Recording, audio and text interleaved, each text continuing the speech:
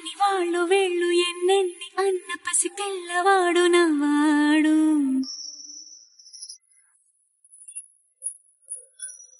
విడుముండోడు అని ఊరు వాడ అనుకున్న గాని మహారాజు నాకు నవ్వాడు.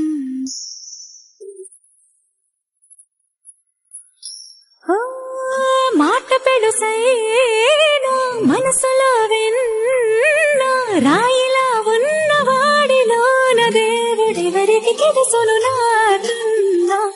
సూసేకి అగ్గిరవ్వ మాదిరే ఉంటాడే నా సావే.